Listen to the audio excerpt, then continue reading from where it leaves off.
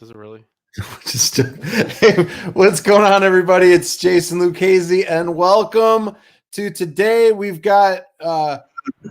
Jason Pallister joining us. We've got Mr. Michael Bretthauer joining us, and we've got some amazing things to cover. I know we have a lot of people that have been wanting this to go on. We were supposed to do it, I think, last Monday, but Jason got sick, and we were unable to do it, and he's been traveling.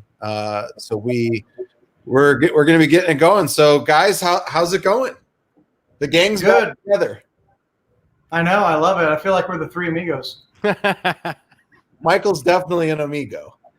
Would it make you upset to know that I've never seen the movie? What? No, you're sheltered.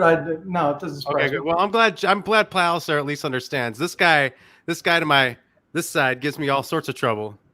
Come on, that's like a classic, Pallister. Three Amigos. I know, yeah, Mike. How do you not see that movie? Did you just crawl out of the dark hole that you're in, or like I'm trying to figure this out? Have you seen Young Malkovich, that tiny little door? I'm normally inside there hiding out. You see what I did there, Mike? I removed you from the stream, and then Al got to go up to the top now. Oh man. Nice. So, hey, everybody that is with us right now, we are going to be covering how to wholesale lease option deals. This is something that Pallister is really big about. Him and I were talking about it, I think, a month or so ago, and he was like, dude, don't listen to the gurus on this stuff. I know how to do this drop dead. So stop doing that, Mike, you dummy. And before we hop in, I just want to make sure. Let me go ahead and do this. Give us a thumbs up if you can hear us.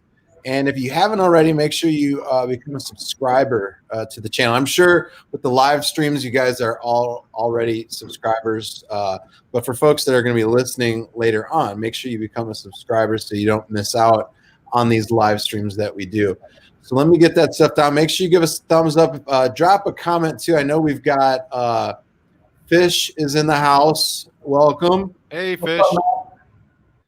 We've got Doug in the house. So welcome, welcome, welcome. Make sure you guys drop us a comment. Let us know where you're from, and we give you a shout out. So let's do this. We had a great show on Monday. Oh, too, the other thing is, if you guys wanted our bank and hedge fund script, I'll tell you exactly where you can get that here at the end, so you guys know where to get that download. It's free. That's the thing I mentioned on Monday. I said, give me 50 thumbs up and 50 comments, and we surpassed that. I think, Mike, we're at 120. Yeah, it was over 100. It was 120 for each. So thank you for doing that. Thanks for showing the support. So here, let me give some call outs here. Oh, hey, we got Luke. Welcome, Luke. Doug is from Hot Springs, Arkansas. Yep, Texas. By the way, Texas style for lease options are just normal states. I guess we'll get into that here in just a moment with Jay. So Jay, let's just dive right into it. How do lease options work? So basically what you're doing is you're talking to a homeowner, and the traditional, it's kind of a break from the norm. It's not the traditional route that you go where you just go back and forth on price, write a contract, and then you close and you buy it. You do whatever you want to do with the house, right?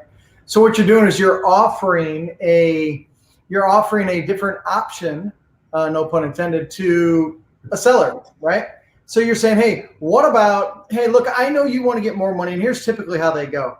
Let's say that they're at 100 and you're at 80. So normally what most regular investors do is they'll say, well, I'm still interested. If anything changes, can I be the first person you call back? Because I'll close fast, pay cash. Yeah, right? And then you half-heartedly follow up, and then in your brain you tell yourself, well, they weren't motivated, and you just let the lead die. But when you can offer them a lease option strategy where you educate them by simply just saying, hey, look, what if I was willing to pay you closer to $90,000 if you gave me time to buy it? Because it's a lease with an option to buy at a certain time in the future, right? And so What if I could get you a little bit more if you just gave me time to buy, and I'll start making monthly payments to you? And you will find in the course of uncovering off-market motivated seller leads, what you're going to find there at home is this, that sometimes the homeowner's like, hey, that sounds good. They simply just want a higher number. If you can offer a way to get a higher number for them, then all of a sudden it takes a deal where you're at an impasse, there's a difference in price, to actually educating them on there's a different way to do this. If you're just simply wanting out from under the burden of the monthly payment, I think I can do that. If you give me time to buy it, I can pay more, right? So that is and if you're listening or you listen to this in the future and you're learning and you're trying to find different ways to get your rhythm and close more deals, this is a very good strategy in a market that's going up, where somebody's unrealistic on price. And then also when the market's going down. When the market's going down, this is a home run, because you're coming up with a different solution that most homeowners don't even know to think about unless you present it. So it's one step short of criminal not to offer that to a homeowner on every appointment that you go on just to see what you get. I always say that some will, some won't, who cares? And if you haven't explored every option and you leave that house, you've given me the opportunity to come in right behind you and smoke you, right? Because I'm going to offer different options and find a way to do the deal. Why would you, if you have this skill set that we're going to be talking about here today, why, if we infuse into your brain this skill set, would you ever not utilize it to find a way to be a solution for a homeowner? And a couple things that I want to say to lay the foundation for this. One, deals don't close unless both parties agree. Okay, so deals don't close unless both parties agree. So there's tons of people that will take this lease option route out there.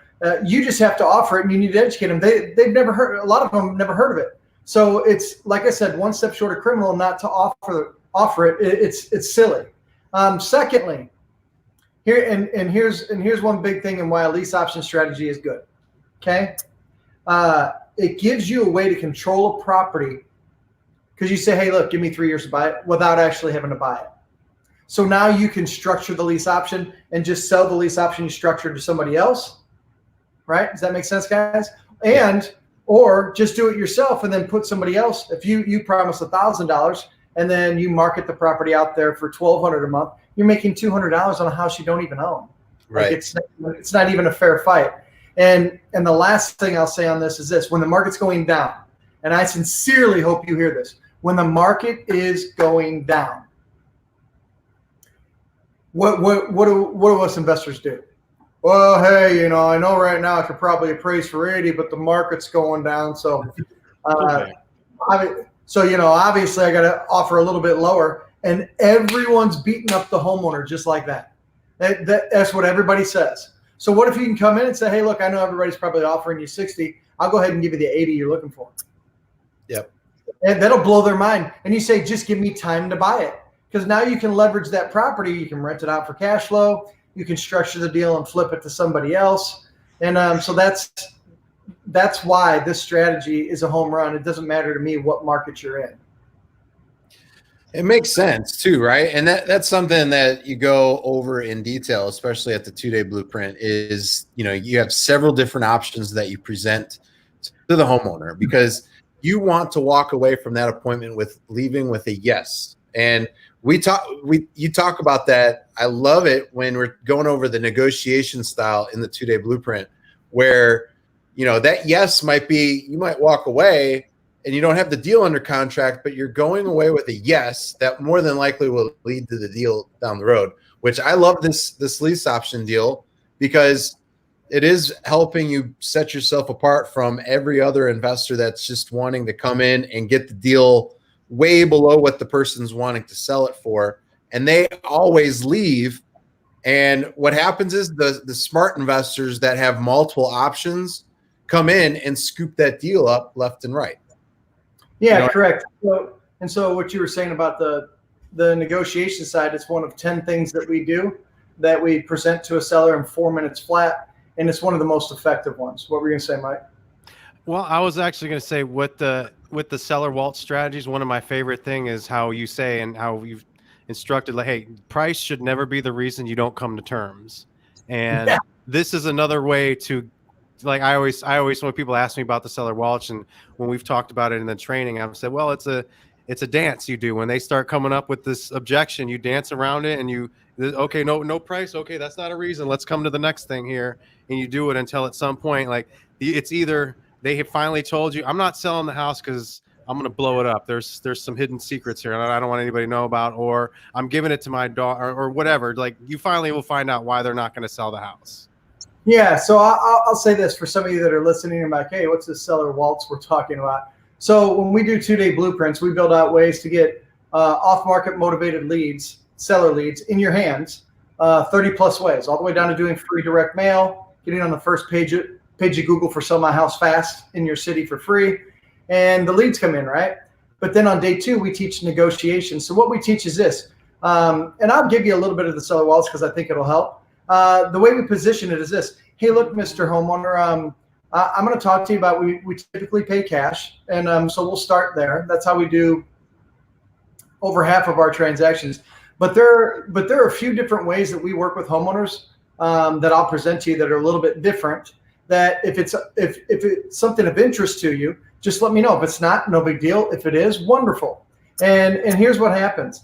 You start with the cash offer, you disagree on price, which is going to happen most of the time. So been doing this for a long time, trained 25,000 investors, blah, blah, blah. And time and time again, they're like, yeah, they wanted a higher number. And sometimes I don't teach negotiation. So when I do, when we're done with somebody, an investor like yourself listening, what they start to realize is this. You start with a cash offer, you expect to get a no, and then like Mike and Jason are talking about, we weave into 10 other ways that we turn the no into a yes. And we tell them, hey, if you're open to it, great.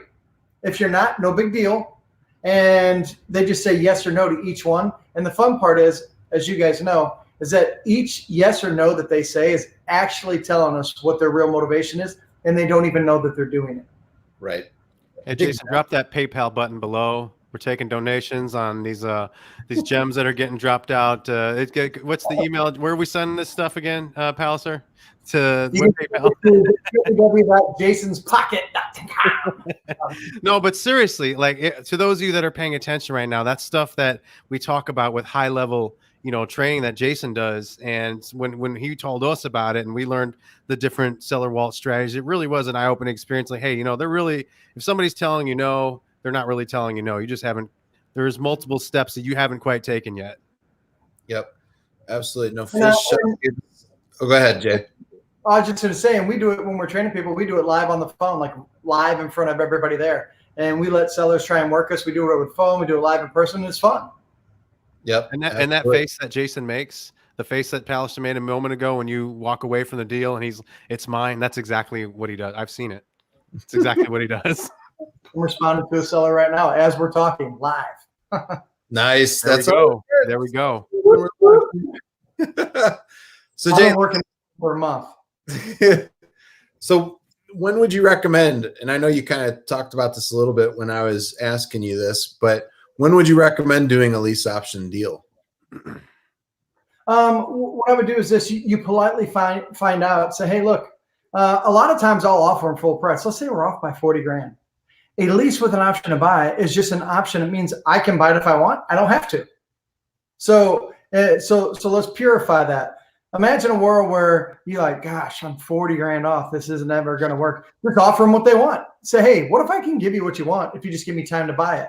And then they'll say, okay, well, tell me what you mean. And then that's when you go into the lease option strategy, which is if you give me 3 years to buy it, what if I start making payments to you? What is your payment per month? So you politely go into what's your payment per month. And so when a lease option strategy would come into play is this. You find out what their payment is, because now you've just offered them what they want, which motivates them, right? They're like, oh, okay, we're going to disagree on price. And now all of a sudden you're giving them what they want. So now their brain shifts. I'm like, hey, look, I will start making monthly payments. I will give you a down payment that's non-refundable. Cheers, keep it. And then just give me time to buy it. And then you talk about 2 years, 3 years, 4 years, 5 years, whatever you can negotiate with them.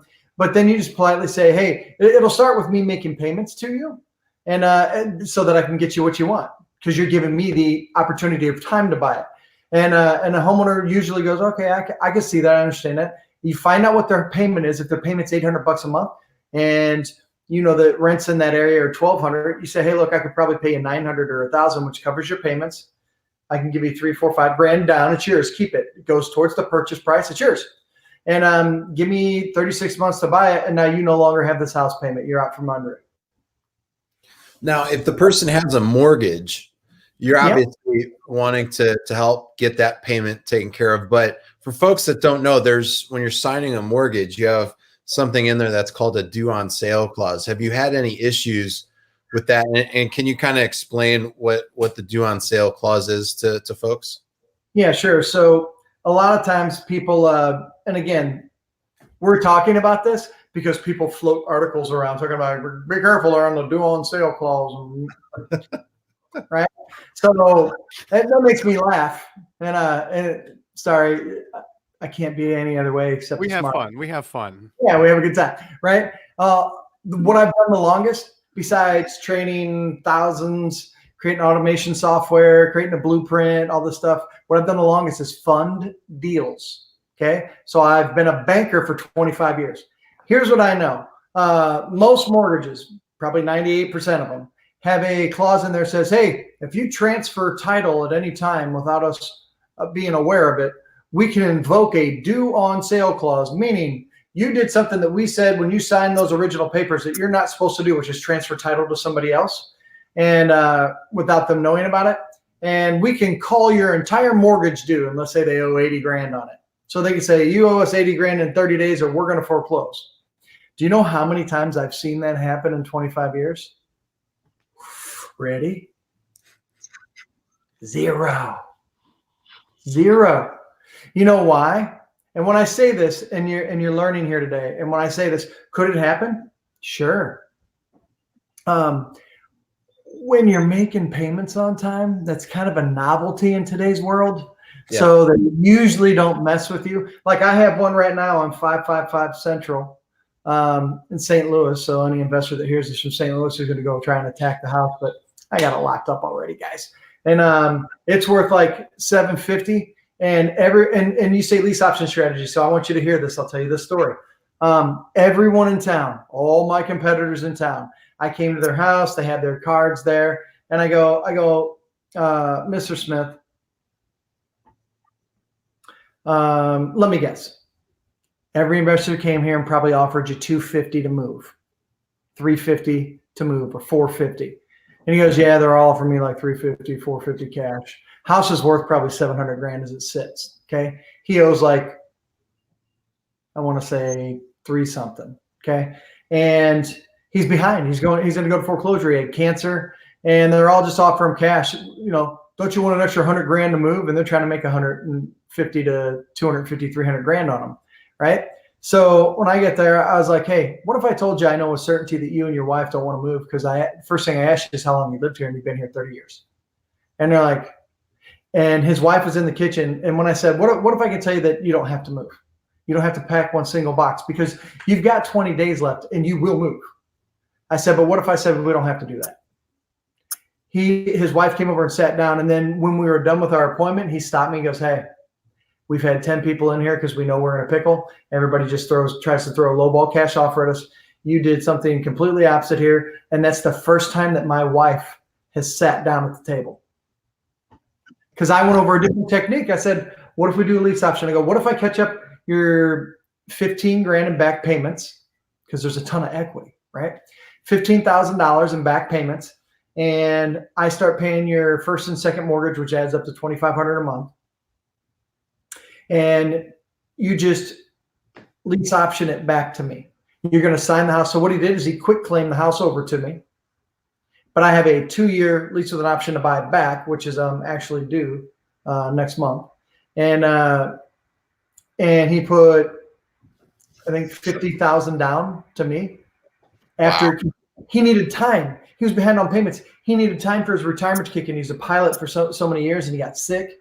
And he also sells airplanes, and he had some deals, but they're just clogged up in his pipeline. So logistically, he wasn't going to get the money in time. So I said, okay, here's what I'll do. I'm going to lose $1,000 a month.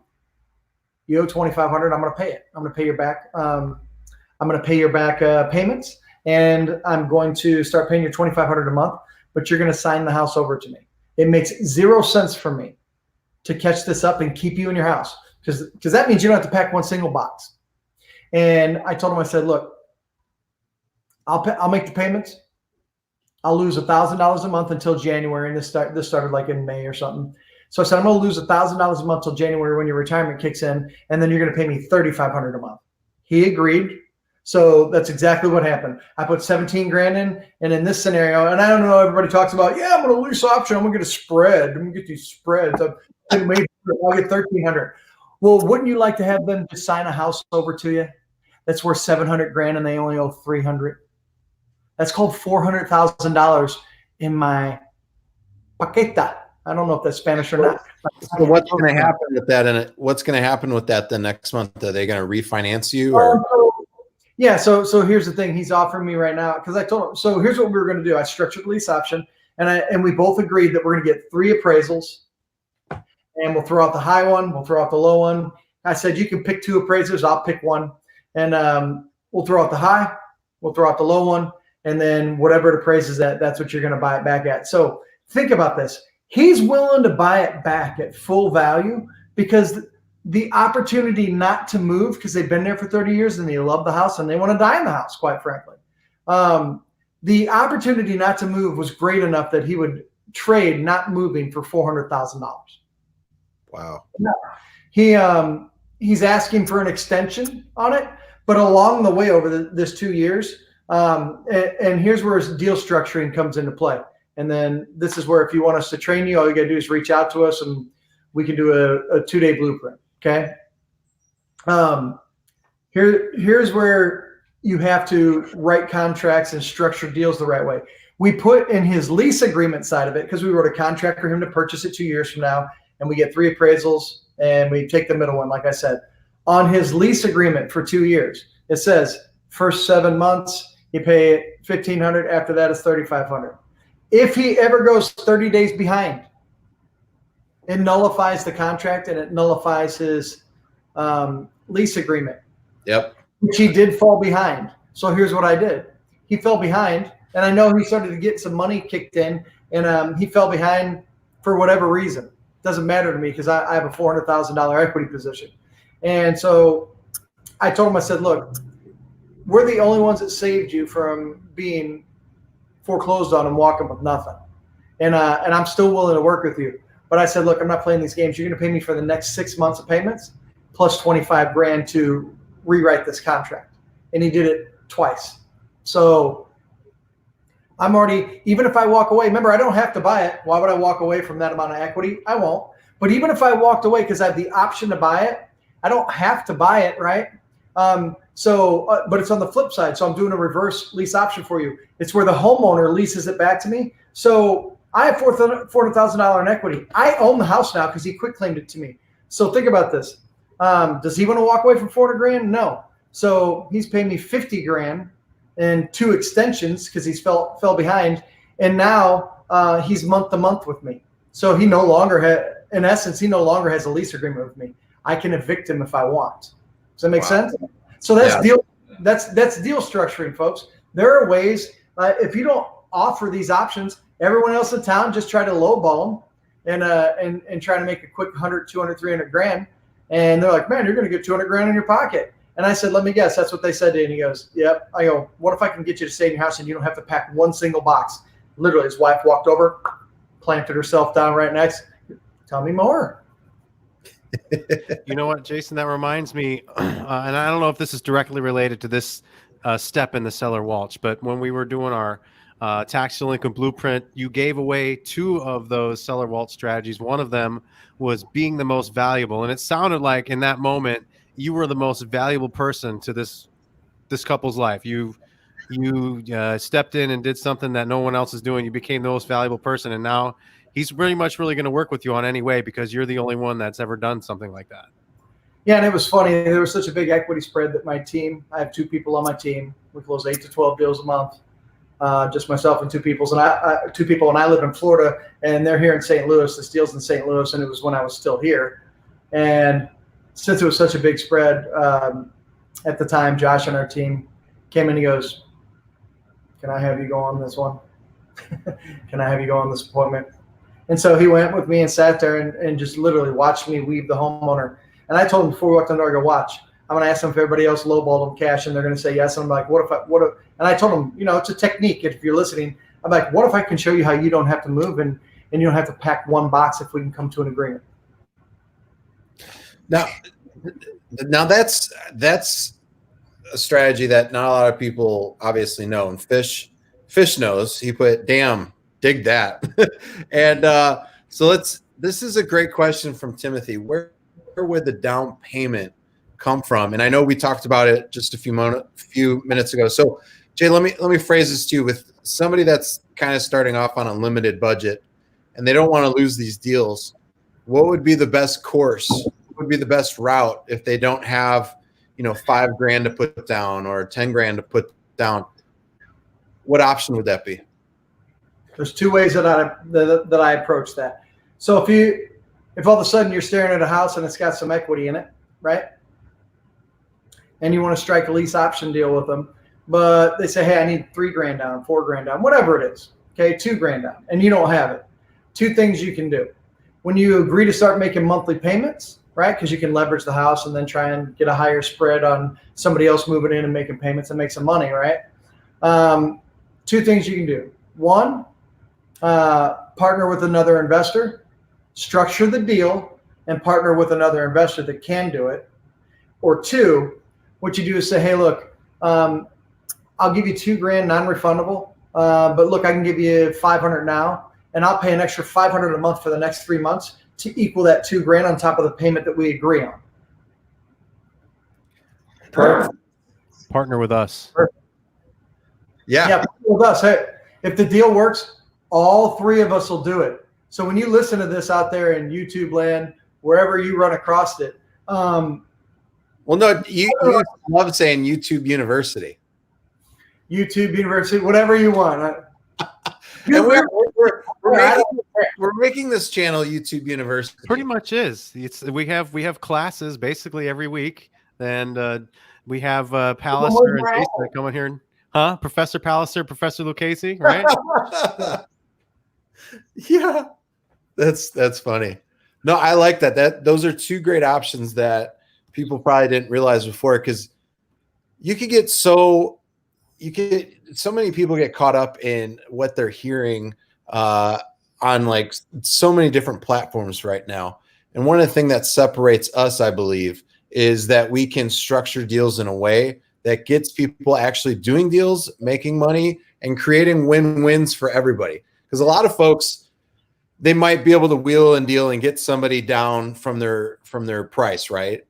But at the end of the day, that's not really making that person happy. You want to create win-wins for everybody involved. And I know that's one of your big things, is being able to be the most valuable. And, I think that's probably the most important thing, is being the most valuable, especially in today's world. Being able to have somebody trust you right off the bat, I believe is huge. Wouldn't you say? Yeah, absolutely. Like, he or she is the most valuable wins the game. So when we teach negotiations, I've trained 42 acquisitions teams around the nation for hedge funds that do 1,000 homes in the city, stuff like that. And I get all the feedback on all the appointments, and I help fine tune their team, right? So I've learned over the years. I didn't always do it the way that I do it. I didn't always throw techniques on a whim whenever you guys say, hey, can you expand on this? Like it's nothing. That took time, right? So when we teach people how to do it, there's multiple ways to do things on a seller appointment. But the number one rule that we teach is here, think about this. And I think this will help everybody at home start to shift in their brain. Wow, you know what? I can approach this a little bit differently. And that's what you're here for.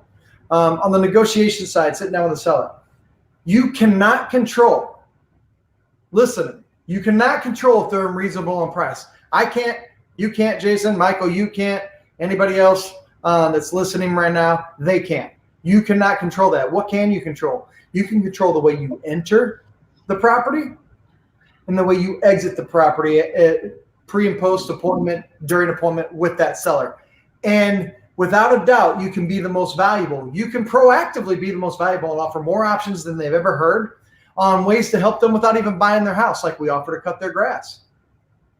like one I showed you guys when we were, I think in Atlanta, doing a blueprint training for like 30 investors. I told them to pull it up. They pulled it up on their phone. It was an address where we just simply offered, hey, the lady was on the phone like, hey, look, you live out of town. Whenever you get time to come into town, we'd love to see it at your convenience. And we'll be there an hour early. And she's like, why? Because look, your grass is tall, and I know you're getting fines, and your neighbors are mad. Whether we buy your house or not, we don't care. We try and help people. And so we're going to go ahead and cut your grass. We're going to cut your grass for you so you stop getting fined. She's like, are you serious? Yeah, whatever day you choose. She showed up. We were there an hour early, cut her grass. She went inside, and her relatives had messed up the house pretty bad. So she was, upset about it. There was no negotiations because we were the most valuable. She just walked inside. She goes, no one's offered to do anything like this for me. Let's do it. We made $73,000.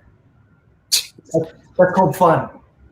Jason, maybe if you want to do this, because we're going to be talking a lot about lease options, but partnering, like we just talked about, Jason said, reaching out to us. If you want to drop my email down there, so we don't lose track of what we're talking. I don't want to lose momentum of what we're talking about. If you do want to know more about what Jason's talking about with a 2-day blueprint, or partnering with us on, doing a lease option deal, like Jason had explained, put it together and find somebody like us. I said partner with us for a reason. Timothy, I think you were the one asking that. Go ahead, shoot me an email and let us know. Yep, absolutely. The email is right in front right now, so they are good to go with seeing that. So let's do this. Does anybody have any questions right now before we proceed on? We do have some additional things that I'm going to ask Jay so that he can cover it for you. But is this all making sense to you guys? Let's see here. Nice. Fish said, damn, that is beast mode. Mow the grass. It doesn't. 99% of the time, they don't take you up on it. The fact that you offered, you literally cemented yourself as the most valuable investor that they've ever spoke to, hands down. So why would you not offer it? Yeah, it does. And let's just say you can't physically go and do it. Maybe there's something wrong. To cut a small yard for somebody to go out there and do it's like $25-$30, and they'll do weed eating. They'll do all that stuff, and they'll be done in like 5-10 minutes. It's just tremendous value. And think about this. Would you pay $25 to have somebody else cut the grass to win the appointment, to win the valuable appointment? Hell yeah, you would. No brainer. Yeah. I'll eat the grass like a billy goat. Oh man, that's hilarious. Can I pay $25 for that, Jason?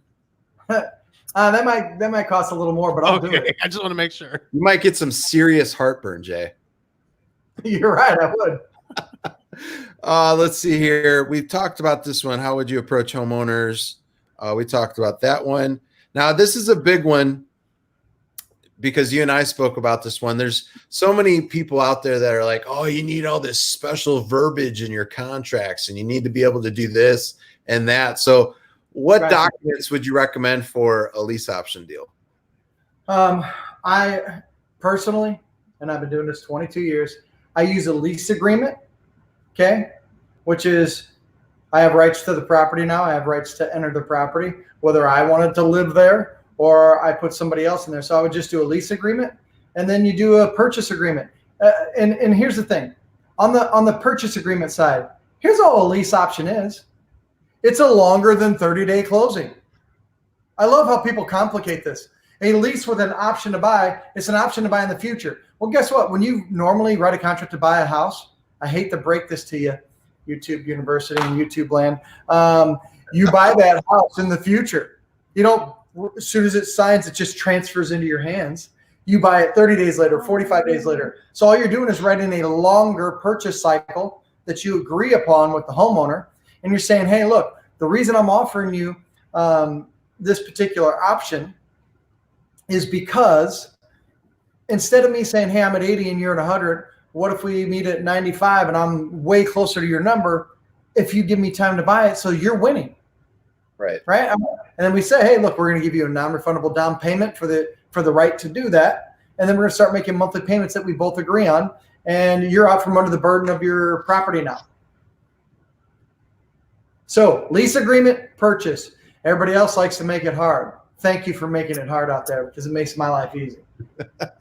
Now, for folks that, I think Fish mentions this earlier, and I haven't done any of these in Texas. Is there different things in Texas that I'm not aware of?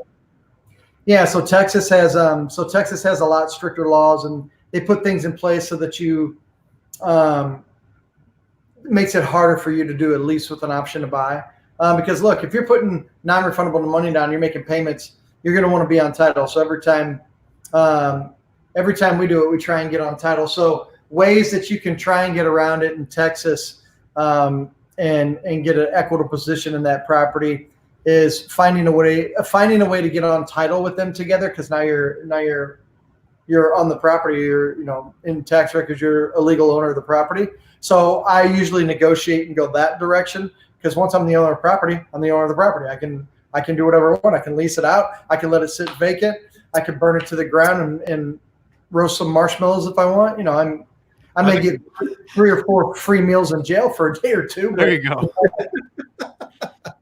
But so that's the way I approach it. What I do is I find a way to wiggle myself on the title. And once you're on title as one of the legal homeowners and have rights to the property, then I can structure any deal I want. That's kind of how I approach it. And what would you say is the percentage for people feeling comfortable adding you to title with structuring this as a lease option deal? So you have a purchase agreement in place, you have the lease option in place. What would you say is the percentage with people being okay with you being added onto title? 50-50. Some have been taught by their grandfather who worked on the railroads way back when. He told me to never put anybody on title. No, okay, you're probably not going to do that one, right? But again, let's peel back this negotiation and strategy onion a little bit. That's what the seller waltz is all about. We have 10 ways that we do it, right? So we're talking about lease options right now, but we have 10 ways that we do it. If they say no to that, remember I said along, and I know you guys do, but those listening, I said along the way, we talk to a seller, we disagree on price. We expect that to happen on every appointment. So on our side, as you guys know, everybody that we train, myself, Jason, Mike, everybody that we train gets excited when there's a disagreement on price, because we're going to go through a seller waltz that has 9 other ways to turn their no into a yes. And if they say no to the lease option, perfect. Every yes or no they say lets me on the back end know their real motivation, which is what we teach you. It's like your decoder pen. They said no to this, yes to this, no, no, no, yes, no, no, yes, no. I know what that means, right? So I would say it's 50-50. And so half the people are okay with it. If you're finding a solution, you're saying you can pay more, they're open to it. And then half the people are like, my grandpa told me. And, okay, we'll say, how do your grandpa for me? I'll just go ahead and follow up with you. I ain't cutting your grass. Oh man, that is hilarious. Let's see here. Yep, gotcha. Cool. Fish responded. Good deal. Now now there is a deal out there, correct? Like you can't do more than a certain number of these deals per year unless somebody does it from like a mortgage loan origination standpoint. Is that correct? Yeah, drawing up the documents. I'm gonna let you know a little secret. Lean in, okay? Lean in. Shh. I've been a banker for 25 years. Just hit me up. Yes, but the answer is, well, you'll be considered a dealer. Somebody put some laws in place. You'll be a dealer, and then you can't do that, and then you're practicing without a license, all this stuff. Well, guess what? I'm a banker, folks. So banker. Little pillows, and I can draw up documents for you. I've been doing it for 25 years. We said partner with us. We did, didn't we? We said that, right? Yeah. It's like E.F. Hutton, when we speak, please listen. I like it. If you guys have questions, let us know. Put them in there. So here is something that I wanted to ask you, Jay. Can you make cash flow from lease option deals? What's the best way to do that? Yeah, so you can make cash flow from a lease option deal. Here's typically how it goes down.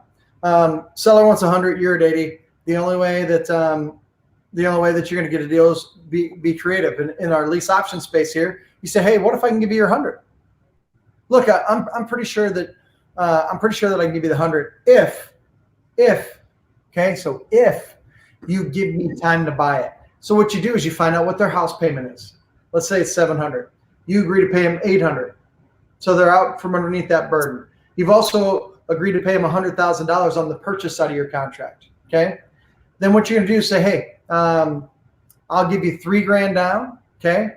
And give me about 3 weeks. I'll have the $3,000 down. I'll start making payments for you. 30 days from now, 800. So it covers it and you're making an extra $100. The $3,000 is non-refundable. Keep it. And so when you tell them, hey, give me 3 weeks to come up with the down payment, what you're doing is this. Then immediately, once you have a signed lease, and then your option to buy down the road, right? A lease agreement and it's option to buy. It makes me laugh. And your purchase contract that's in the future, 2 years, 3 years. So those are both done. Then since in your contract you wrote, hey, give me 3 weeks. Hey, earnest money's due in 3 weeks. I have 3 weeks now to market it out there on Craigslist, Zillow, wherever the hell I want, Facebook, whatever, and find somebody, because I'm going to market it out there. Since I promised $3,000 down, I'm going to market it out there for $5,000 down. Since I said I'll pay $800 a month, I'm going to market it out there for $1,250. So I find 2 or 3 people that, hey, I'm interested. They put $5,000 down because I walk them through the property, and they say, hey, looks good. They agree to pay $1,250. So I grab the $5,000 from them. I peel off $3,000 to the homeowner, like I promised the homeowner, non-refundable. So now I'm whole with the homeowner. I pocket $2,000, which gets me all excited. And then they move in. They start making payments of $1,250 a month. I promise them $800, and I make $450 on a spread on a house that I don't even own. And the thing that people need to realize too on these lease option deals, it's not like a rental property. Jay's not responsible for anything like, the electrical or utilities bill or water heater goes out. Yeah. So what you do is this: in your lease agreement to that end person that truly does want to buy it on the back end, your lease agreement with them, because you wrote a lease agreement to lease it for $800 a month with the homeowner, and then you wrote the contract to put $3,000 down. So that was you and the homeowner. But then the person coming in from you write a lease agreement to them for $1,250. In your lease agreement, say, hey, since you're looking to buy this property, right? And let's say you contracted for $100,000, but you say, hey, look, and you negotiated, you have 3 years to do it with the homeowner. You can do a 2-year lease option with the person moving in. And they say, yeah, give me 2 years. I should be able to buy within 2 years. You can also raise the sales price to your end buyer by $15,000. So you're going to make $15,000 when it sells in 2 years. And you make that $450 a month spread because you promised $800 and they make it $1,250. But on the lease agreement with that end person that's going to move in and wants to buy it, and they're thankful that somebody's given them time to buy it, you just put in their lease agreement that they're responsible for all repairs up to whatever number if you want. You can say all repairs, period, since you're going to buy the house, end of story, and they either agree or they don't, or you find somebody else if you want. A lot of times what I do is I just tell them, hey, any repairs that are below $2,000 you're responsible for, because basically I'm letting you own the house ahead of time, even though you don't own it. And no one else on earth can buy this house for 2 years because you just wrote a contract with me saying, give me 2 years to buy it. So since no one else on earth can come in and it's your house now, essentially, then I'm going to make you responsible for all repairs because I'm not there breaking the sink. And that's how we do it. So in this case, you have a purchase and sales agreement and a lease agreement with the current owner of record. And Yep. let's say in this particular case, they do not allow you to go on title. Are you just putting in place then with the end buyer just another lease agreement? Yeah, correct. I just write a whole separate agreement for the person moving in at the terms that I agreed upon with them. Hey, $5,000 down, that goes towards your purchase price, sir.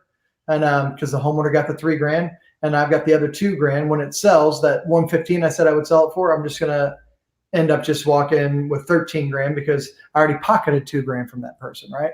So all I do is write a purchase price in the future for that person that's moving in and a lease agreement for that person that's moving in, the actual tenant buyer. Makes complete sense. So let's see here. We've got some really good questions that came in. Fish is wondering, would you target over leveraged houses with little equity? It's a niche that most investors run away from. I have a couple of buddies that focus on that. Yeah, I would. And because there's several, and I don't want to go splinter off all these different directions. I want to try and stay hyper focused on what we're talking about. But there's several ways to make money on a lease option, and there doesn't have to be equity in the house. That's why this is being the most valuable and learning a true seller waltz. Right? This is just one of those strategies, but it's a good one because let's say they owe 110,000 and it's worth 100. You could tell them, hey, look, we both know you're upside down. If I went to even get an appraisal to buy it, the bank's going to be like, no, it doesn't appraise for enough. And I'm sure that's why I'm here, sir, because you're trying to find somebody that can actually work with you and make it happen, but you're upside down. You know it. I know it. Here's one thing I could do. What if I said I can go ahead and give you the 110? I'm going to overpay for it, but you got to give me 3 years to buy it because I'm thinking that it'll go up to at least hopefully the 110 by that time. Yep. But I'll solve your problem for you now. So yeah, if it's over leverage, you do that. And the play is not on the back end to sell it and get a bunch more. It could happen if the market changes and it goes up in value. You have 3 years to let it ride. And remember, you have the option to buy. You don't have to buy it, right? So you can kind of just let it ride and take it if you want it or not. But the opportunity to make money, though, even though why you should attack over leveraged homeowners is because they may have got their, and I sincerely hope you take notes on this, folks. They may have got their mortgage 15 years ago when rates were smoking and at a lower price point 15 years ago. And let's say that area rents for $1,350. And when they got their loan 15 years ago, and the price 15 years ago was another $45,000 cheaper, and they put 10% down at a great interest rate, their payment might be $500. So you say, hey, look, I'll give you $700, and you can make $600 a month spread on a house that's over leveraged. The over leveraged part doesn't matter until someone goes to sell, right? Let me ask you this question. And let me flush this up. I need everybody to know at home. You can have a house that's worth $1 million and you owe $1.5 million and no one in their right mind would buy it. But that person living there can still make their payments and no one cares and they love the house, love the area, even though, hey, wow, I don't have any equity. You don't have to move. You're making your payments, right? So the only time that ever becomes a problem is when somebody goes to sell. And that's where you as an investor should attack over leveraged homes. You'd be like, hey, look, you clearly see the problem. I clearly see the problem. Let's solve it. Yep. Now, Jay, let me ask you this. Somebody's paying on a 30-year mortgage. They're 15 years in. Would they be able to do a mortgage recast at that standpoint at the lower principal balance so that they could get an even lower monthly payment at that standpoint? Because normally mortgage recast, they normally will do a mortgage recast if you do $25,000, $50,000 plus down. But in this case, they've been paying for 15 years. Would that allow them to do that? Yeah. So sometimes, and this is where we get into expertise. So everybody that's listening shows you we took our gloves off, but we got bricks tied to our fists. Okay. So as a banker, that's right. As a banker, guess what? You can go back to the bank sometimes without having to go through all the paperwork and say, hey, can we just go ahead and refinance this or recast out the mortgage? And if they've been a good paying customer, they'll say, yeah. So most people in the marketplace don't know that. So that's one technique. Here's a second technique, expert level here. This is where you say, hey, look, oh, man, I missed payments. There's no way they're going to do that, even though I have equity and blah, blah, blah, blah, blah. I'm like, well, what if I said I'm willing to pay you what you want to pay, which no one has come in and talked to you. You've talked to 15 people. I'm willing to pay what you want to pay. Give me time to buy it, which we know is the lease option that we're talking about right now. But then what I do is I get dirty with it. I go, look, you can't refinance because you messed up. Okay. Congratulations. You messed it up really well. I mean, you're world class at screwing it up. I'll probably say it a little softer, but I say, hey, look, if you add me to title, we can call my bank right now. The moment I'm on title and I can prove it, I can get this thing recast and drop the payment. So right now where you're saying, and think about this is where a deal happens. As you're listening, you're starting to conceptualize it. But when I say it to you this way, and this is what teaching's all about, when I say it to you this way, I bet your brains are going to click and you're like, oh my God, why would I not offer that extra wrinkle? Here's what I mean. Without ever thinking about that, and now you can because I just said that, right? what you're going to do is go, well, your payment's $1,500 and rent's here $1,600. I really don't see but when I come in and say, hey, if you add me to title because you have equity, I can literally recast this thing, and your $1,500 payment goes down to $1,000. It goes down to $1,000. So is it okay if I offer to pay you $1,300 a month right now with your payment right now? I'm like, no, dude, I'll be losing $200 a month. Thanks, Sparky. Right? Well, if I say, hey, what if I go on title? Because no one's probably offered that to you. And that's why I've been doing this for 20 years, sir. I find ways to help people. And I say, the moment I'm on title, we can call my bank right now. My banker will be like, yeah, hey, you know that I'll refinance it as long as there's 20% equity or more. And let's say there's 40% equity. I can have that thing done in 30 days. And now the payment's $1,000, not $1,500. Now they're making $300 a month striking a deal with me. Don't mess with expertise. I bet a lot of people don't know about. Oh, Mike.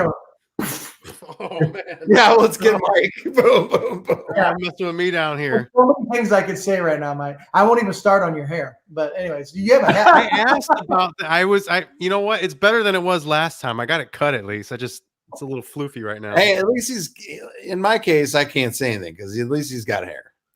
Yeah. Oh, I thought you shaved too close, but anyways. Yeah. So here's a good question from Matthew. Who handles the repairs during this option? He's coming for print. What's that?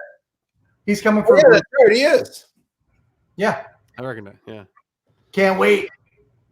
Who handles the repairs during the lease with the investor tenant? That's what you, Matt. That's what you. And we'll on the blueprint at the end of this month. Just bring up the question again, and we'll talk in more detail on it. That's what it's whatever you write in the contract with the end tenant buyer. So the answer to that, Matt, is it's whatever you structure in there. You could say, hey, all major appliances. Think about this. A lease agreement is your canvas. You could put a bunch of stuff in there. You'd be like, and when I say this to you, I think you'll start, oh, okay, yeah, you're right. I just put in there what I want and what we agree on. You could say no pets. You could say one dog under 30 pounds. When you move in, you promised that you would paint it. So we're going to go ahead and write that in the lease agreement. You have to paint it within 30 days or you're out of your lease agreement and you lose your $5,000 down. And I have the right to put somebody else in there if I want to. Doesn't mean I have to. Do you see how just putting the right things in your contracts and leases can help protect you? So that's simply what you put in your lease contract with that end tenant buyer. Nice. Yeah, and you could also have individuals on hand to do any work above the 2,000, or if you want to refer them, like you could go to thumbtack.com and find handyman, to do small jobs. Hey, we live in the 21st century. Handyman or handy woman. Oh yeah, that's shoot. Oh man, I totally forgot. Or handy. It's handy anyone now. Okay. Oh, that is true. Oh man, here now Tico has been asking this one. Who do your tenants make payments to, and how do you get your cash flow out of the middle? How do you ensure homeowner is making payments to bank? Now that's a good question, especially if they were in trouble in the past. Why don't you? I'll let you take that one, Jay. Yeah. Okay. So here's what we do. Especially if the homeowner that you're striking a deal with has been behind or in some sort of financial trouble, then you don't want to, just pray and hope and rub a rabbit's foot that if the homeowner gets the $1,250 that we've been talking about, where you promise to pay $800 and their payment's $700, that they're going to pay the $700 and give you the spread. What I do is always structure it to where the money flows through me. Okay.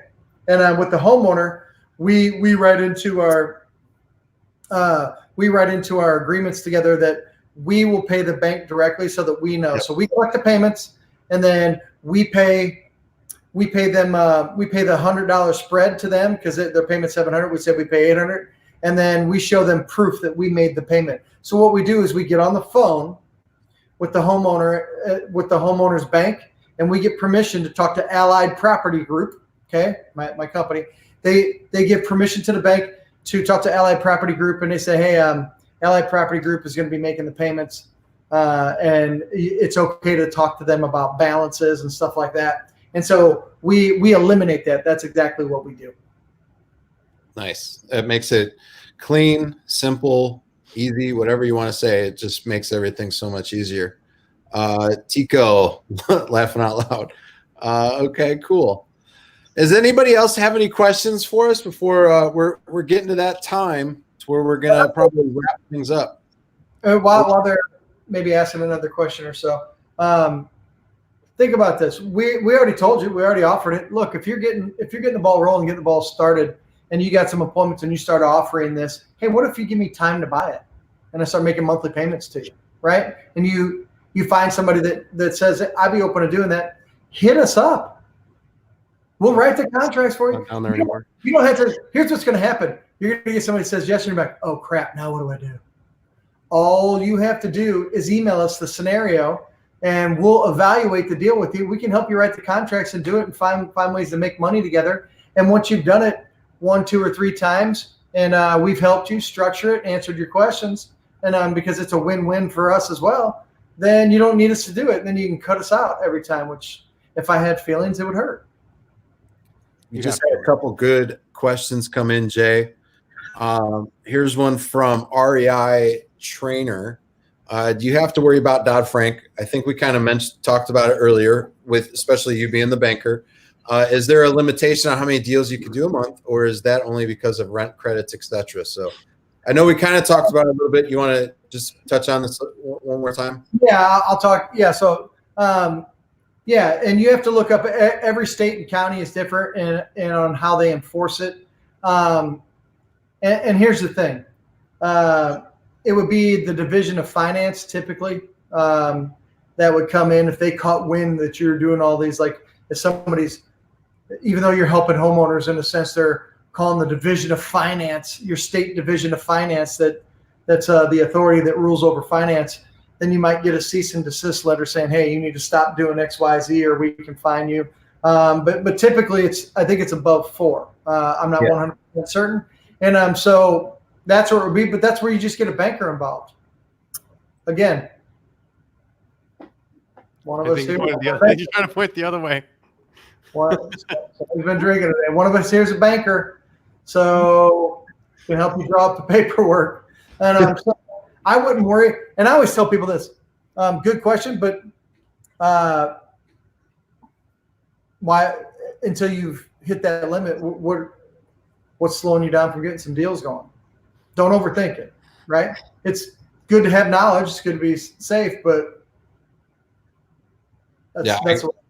Now the rent credit, and again, I don't want to peel all these layers back, but too far.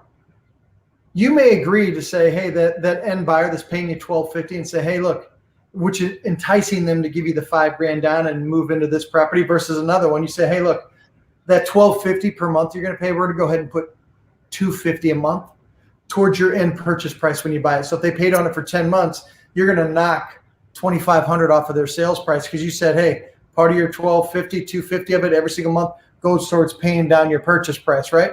Which entices that person to move in to actually fix it up and agree to fix it up, because all of a sudden they're like, okay, wow, I do have a vested interest here because they're giving me time to pay down what my purchase price would be. Those are called rent credits.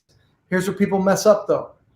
You better talk to a local banker in your area and find out how they view it. If here's what they do most of the time.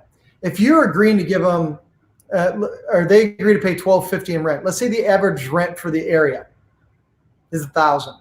Okay, so if you got an appraisal done on an investment property and it's a rental, they're going to look at other rental properties that sold and look at what the rents were, and they'll put on the appraisal, hey, the average rent in the area is $1,000. Well, when somebody goes to buy that house on the back end, that tenant buyer, and they're expecting $250 month rent credit for the 10 months, so $2,500. A lot of banks will say, hey, look, we'll give you $100 on what we deem to be average rents. And if it's $1,000, they'll say, hey, you can go ahead and give them a rent credit of $100, but that $250 you promised, we're not going to honor that because it's above and beyond what the normal market rent is, right? Yep. And so here's what you do in that case if you ever run into that. Okay, and again, that's where I said I don't want to go too far down the expertise river, but you would just simply say, okay, their purchase price goes down by $1,000 then, because remember I said 10 months. Should have been $2,500 because we said $250 goes towards it. So what you're going to do is say, well, they're only telling me that we can do $1,000. What you do is you take that $1,500 and say, hey, look, we're going to structure the contract to pay $1,500 additional of your closing costs. And that's where they still bridge the gap. So now they have to bring in $1,500 less, and it still ends up being a dollar for dollar wash. Yep. Nice. No, great clarification there.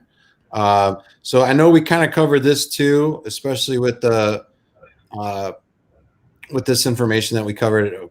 Probably. Yeah. So Tico, I'll say it again. I've been doing it. I've been banking for 25 years, and I've pretty much. I mean, I'll do somebody's primary home mortgage. It's easy, but I was known around the nation, and that's actually where I started my 20-year speaking career with all the TV shows and Robert Kiyosaki. Originally, before they got into my marketing expertise, they originally hired me for guidelines and programs and stuff like that for investors. So I strictly work with investors. I will tell you, I've never seen a bank call a due on sale clause on somebody that's making their payment on time. Yeah. When like on that house that I said in North Central here in St. Louis, where there's $300,000 owed and it's worth $700,000, and I said we're doing a lease option with the guy, kept him in his house. We started making the payments 2 years ago.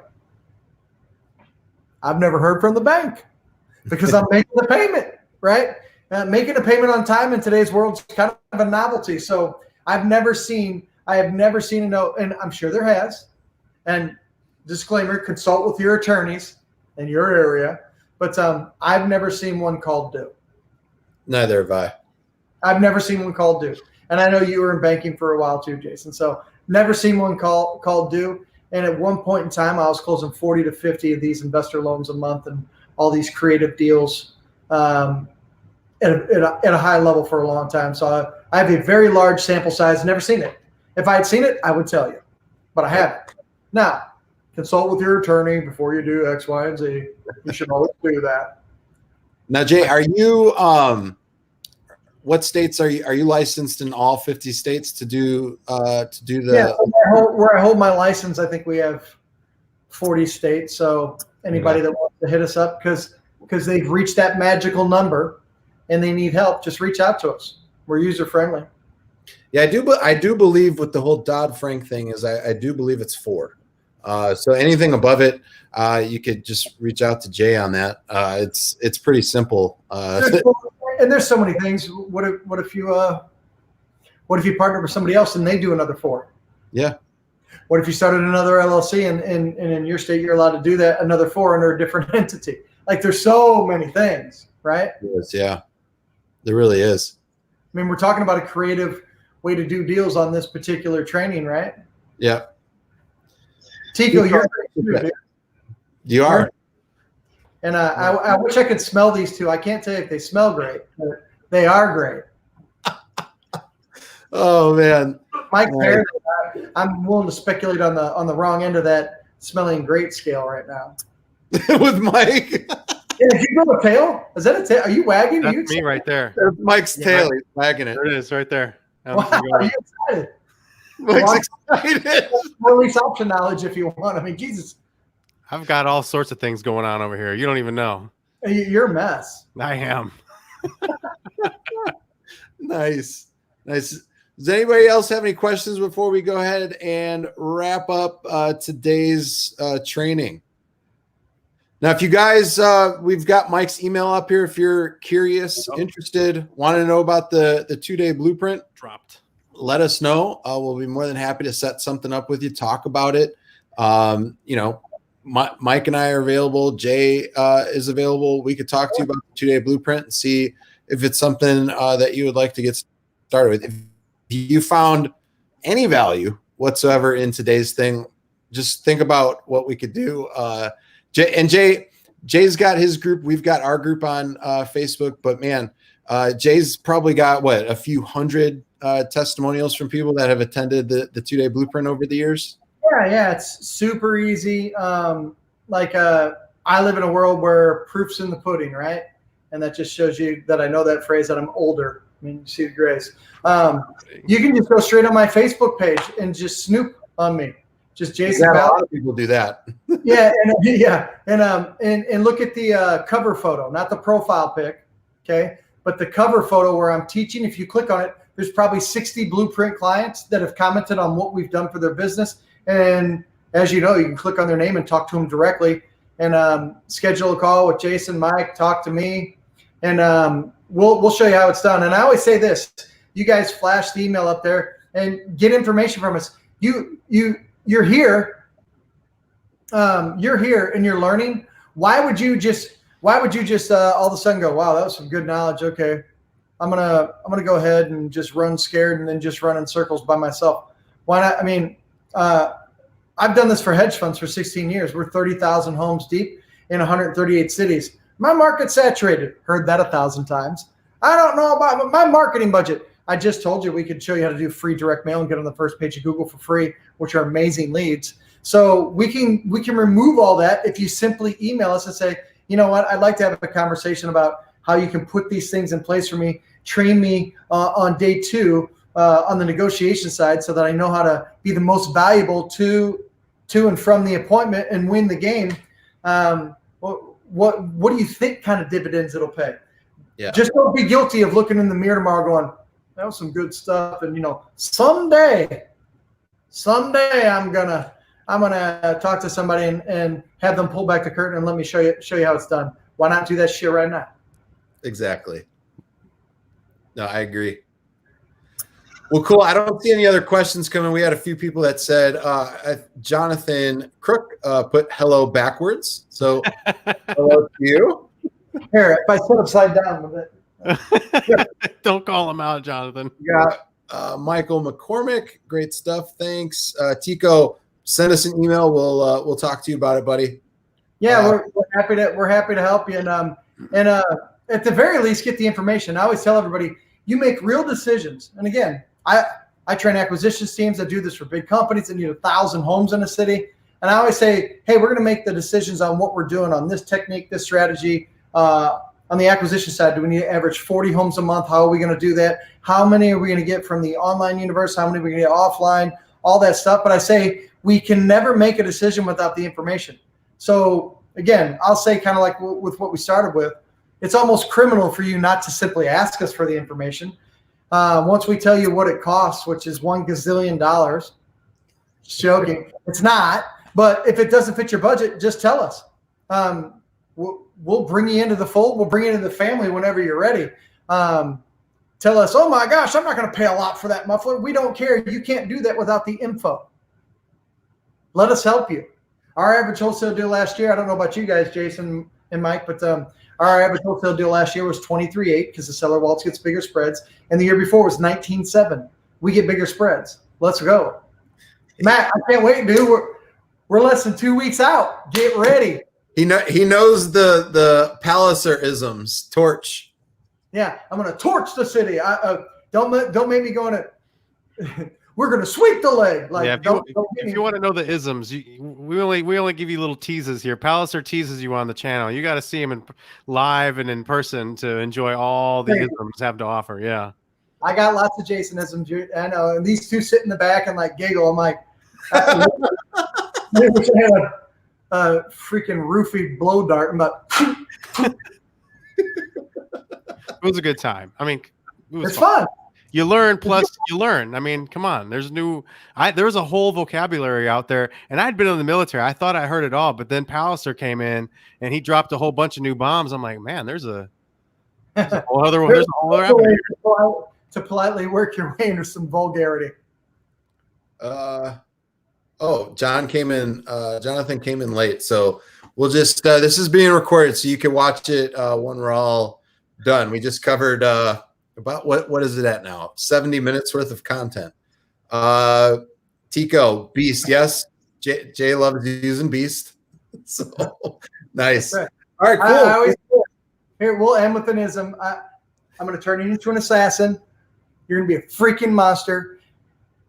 You're once we show you how to suffocate your city 30 different ways, right? So suffocate your city 30 different ways. Your competition is going to feel it overnight when we're done with your blueprint, and there ain't they can do about it. The bricks. That's right. Yeah, you got bricks in your gloves. Come on. Hey, folks, we're not playing fair. We're walking around with bricks tied to our fists. Okay, that was my favorite. Okay, I got a lot of them. Okay, whatever. I'm not gonna lose. Well, cool. Hey, if you guys enjoyed today's video, make sure you become a subscriber. Give us a thumbs up, or else Jason will get really mad. He'll get really with bricks tied to my fist. Yeah, you don't want to get punched by one of those bad boys. Hey, and if we get over 100 thumbs up, we'll get Mike a haircut. I just have one. I just got to comb it. That's all. I was wearing a hat earlier today. 100 likes, and we'll go. I'll take Mike to Sports Clip. We'll do it live. That's what I was just gonna say. We're gonna do it live. We'll get Mike a nice haircut. Yeah, I mean, right now you look like a moving cadaver. I don't know what's going on here. What? I just figured I'd throw it in there. Well, thank you. I'm glad I'm glad you made me feel really good. Today's a good day. Jonathan, yes, we are interested. Send them on over, my friend. Make sure you send Mike an email. There's the email right there. Tico, this is funny.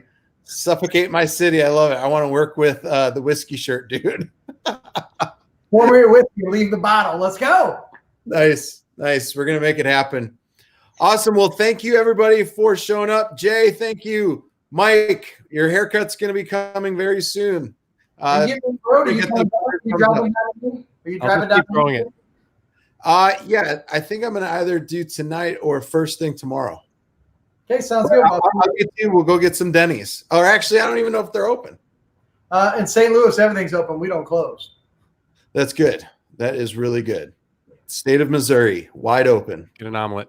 Right. We're the show me state, so show me the food. Show me Nice. Show me the whiskey.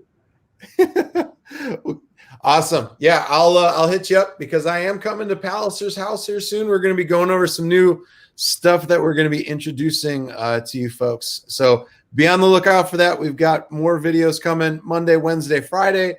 We'll talk to you guys later. Have a great day. See ya. Yeah. Bye. Bye.